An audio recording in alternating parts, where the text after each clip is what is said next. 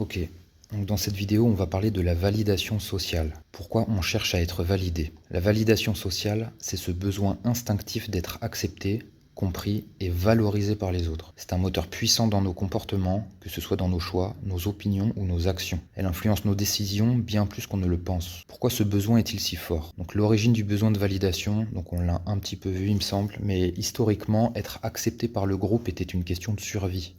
Un individu rejeté par sa tribu était en danger. Aujourd'hui, le rejet ne nous met plus en péril physiquement, mais notre cerveau fonctionne comme si c'était encore le cas. C'est pourquoi ne pas être validé peut provoquer un vrai stress émotionnel. Les biais psychologiques liés à la validation sociale. On a le biais de conformité, donc on a tendance à suivre l'avis du groupe pour éviter d'être en décalage, ce qui explique pourquoi des gens changent d'opinion sur un sujet après avoir vu une majorité pencher d'un côté. Sur les réseaux sociaux, on le voit donc dans les tendances où tout le monde finit par adopter les mêmes codes, les expressions, les modes, les musiques virales.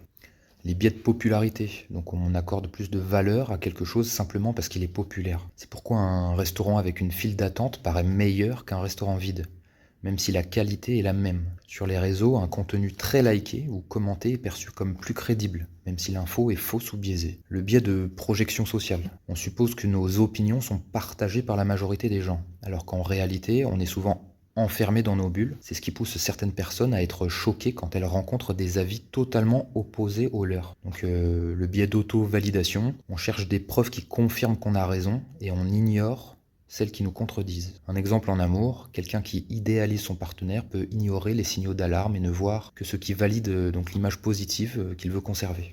Donc ça, on l'a vu.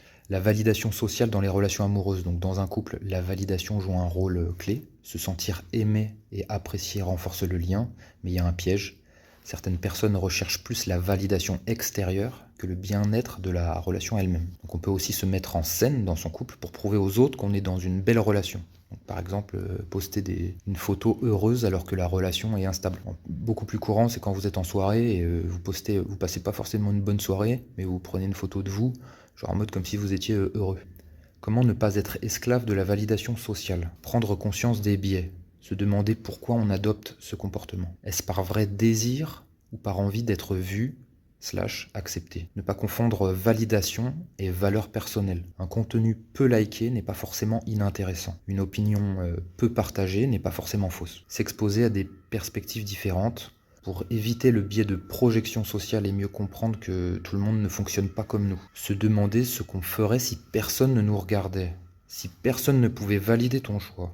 Est-ce que tu le ferais quand même? Conclusion, la validation sociale est une force puissante, mais elle peut nous enfermer dans des schémas où on vit plus pour les autres que pour soi, sur les réseaux, dans la mode, en amour. Nos choix sont souvent influencés sans qu'on s'en rende compte. La vraie question, est-ce que je fais ça pour moi ou pour être validé?